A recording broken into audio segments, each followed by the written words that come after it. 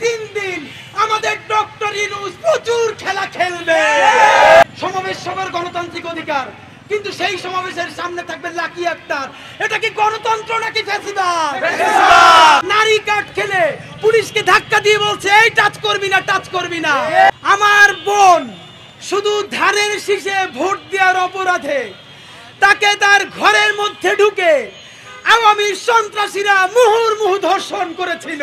প্রশ্ন করতে চাই, ধর্ষণ সারা দুনিয়ায় সব জায়গায় আছে এবং তার বিচারও করতে হয়। ঠিক, বাংলাদেশে ধর্ষণ আজকে হয় নাই।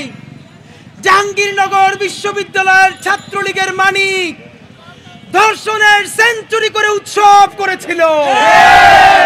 তখন এই নারীবাদী সুশীল বদমাইশেরা একটা কথা বলে নাই। ভাইরা আমার, মনে পড়ে যায় 2018 সনে নোয়াখালীর সুবর্ণচরে আমার বোন শুধু ধানের শীষে ভোট দেওয়ার অপরাধে তাকে তার ঘরের মধ্যে ঢুকে আওয়ামী সন্ত্রাসীরা মুহুর্মুহু ধর্ষণ করেছিল। তখন বাংলাদেশের কোন বদমাইশ, কোন সুশীল, কোন নারীবাদী, কোন এনজিওবাদী আমার সুবর্ণচরের সেই দুঃখিনী বোনের পাশে দাঁড়ায় নাই।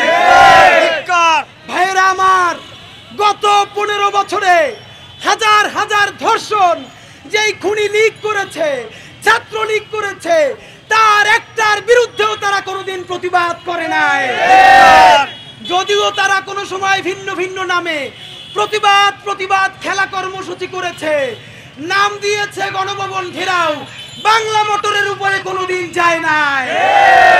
আপনাদেরকে মনে করিয়ে দিতে চাই, তারা সেদিনকে যমুনায় যাওয়ার জন্য যেই সহিংসতা করলো, পুলিশকে আহত করলো, স্পষ্ট দেখা যাচ্ছে নারী কাট খেলে পুলিশকে ধাক্কা দিয়ে বলছে এই টাচ করবি না, টাচ করবি না। একটা ভিডিও ভাইরাল হয়েছে। ভাইরা আমার, গত 15 বছরে ওরা এরকম ভিকটিম কাট খেলেছে।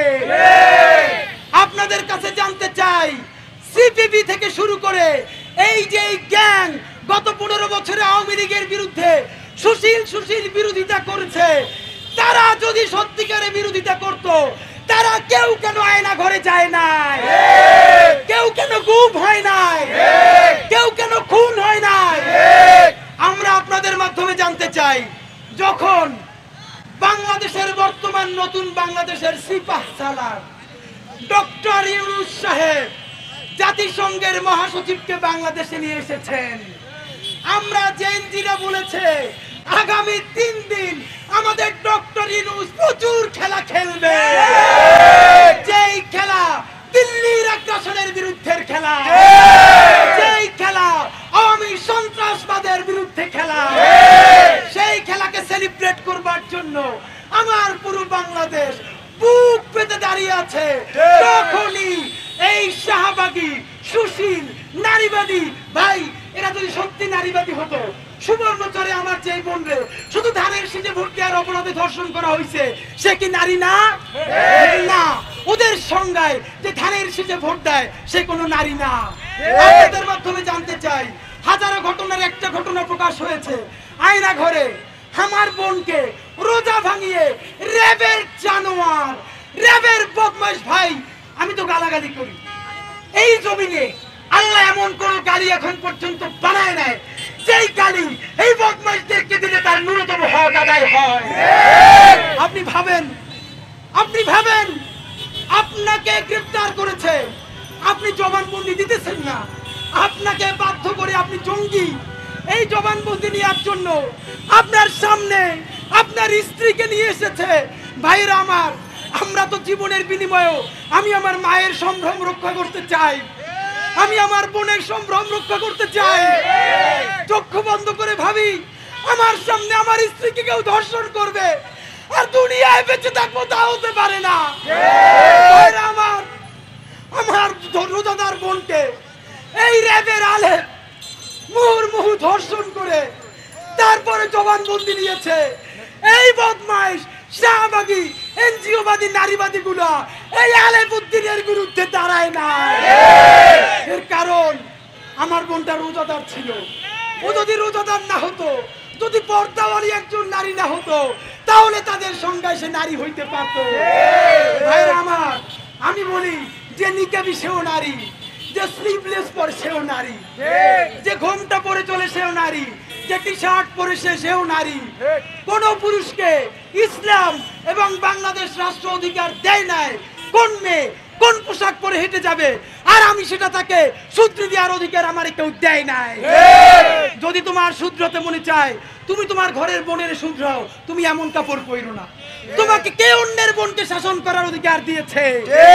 বাংলাদেশের মানুষ এইসবের বিরুদ্ধে দাঁড়িয়ে আমরা যখন কথা বলি, জাতিসংঘের মহাসচিব যখন বাংলাদেশে, যখন আমরা আশা করছি রোহিঙ্গা সংকট কেটে যাবে ইনশাআল্লাহ, যখন আমরা আশা করছি আমার শাপলা আমার পিলখানা গণহত্যার দ্বার উন্মোচন হবে, যখন আমরা প্রত্যাশা করছি জাতিসংঘ ইতিমধ্যে জুলাই নিয়ে 114 পৃষ্ঠার প্রতিবেদন দিয়েছে, সেই পৃষ্ঠার প্রথম পৃষ্ঠায় যে এক্সিকিউটিভ সামারি দিয়েছে ভাইরা, ওই এক্সিকিউটিভ সামারিতে বাংলাদেশের আওয়ামী লীগের কবর রচনা হয়ে গেছে। আপনাদেরকে অনুরোধ জানাই, ইনকিলাব মঞ্চের পক্ষ থেকে সেই 114 পৃষ্ঠার বইয়ের অনুবাদ করা হয়েছে।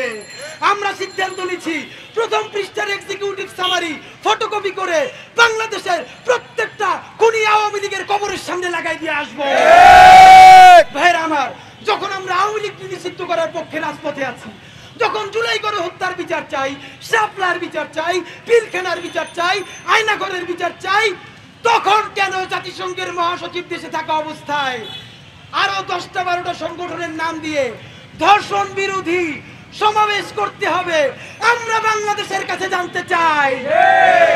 সমাবেশ সবার গণতান্ত্রিক অধিকার, কিন্তু সেই সমাবেশের সামনে থাকবে লাকি আক্তার। এটা কি গণতন্ত্র নাকি ফ্যাসিবাদ? যারা বলেছে ফাঁসি চাই, যারা বাংলাদেশের আইন আদালত প্রশাসন ভেঙে ভেঙে কবরে পাঠিয়ে দিয়েছে, আয়নাঘর বানিয়েছে, তারা আজকে বাংলাদেশকে নারীর অধিকার গণতন্ত্র নিয়ে কথা বললে চক্ষু বন্ধ করে বলবো এগুলা দিল্লির ষড়যন্ত্র। বাংলাদেশের আপমর জনসাধারণ বেঁচে থাকতে দিল্লির দাবিদারি, দিল্লির ষড়যন্ত্র সফল হতে দেয়া হবে না। ভাইরা আমার, সরকারকে প্রচুর গালিগালাজ করি, আজকে গালিগালাজ করব না। সরকারকে বলতে চাই, আগামীকাল এই সুশীল বদমাশগুলোকে যদি স্মার্টলি হ্যান্ডেল করে গ্রেফতার করে উচিত শিক্ষা দিতে পারেন, আপনাদেরকে আমরা সচিবালয়ে গিয়ে মিষ্টি খাওয়াই আসবো। যারে যারে প্রতিদিন গাইলাই প্রয়োজনে ভালো কাজ করার জন্য তার কাছে গিয়ে মাপ চেয়ে আসবো, তবু আপনারা কালকে নজির দেখান। সরকারের কাজ সরকার করবে। ইনকিলাব মঞ্চের পক্ষ থেকে আগামীকাল তারা সমাবেশ দিয়েছে প্রেস ক্লাবের সামনে হওয়ার কথা, পরে এসেছে শহীদ মিনারে। সামনে থাকবে 10 থেকে 12টা নারী নেতৃত্বের নামে সুশীল শাহবাগীগুলো। আমরা বাংলাদেশের আপমর জুলাইয়ের ছাত্র জনতা আগামীকালকে সবাই শাহবাগ জাদুঘরের সামনে প্রতিবাদী জুলাই জমায়েত করব। আপনাদেরকে আমরা আহ্বান জানাচ্ছি, বাংলাদেশকে আমরা কারো কাছে ষড়যন্ত্রের মোকাবেলা যদি করতে হয়, আমরা রক্ত দিয়ে হলেও কোন ষড়যন্ত্র সফল হতে দেব না। সুতরাং সবাইকে জানাচ্ছি, আগামীকাল শনিবার সকাল ঠিক 11টার মধ্যে শাহবাগ জাদুঘরের সামনে আপনারা সবাই নিজের মা বোন বাচ্চা সবাইকে নিয়ে হাজির থাকবেন প্রতিবাদী জুলাই জমায়েতের জন্য। জিন্দাবাদ, ইনকিলাব জিন্দাবাদ।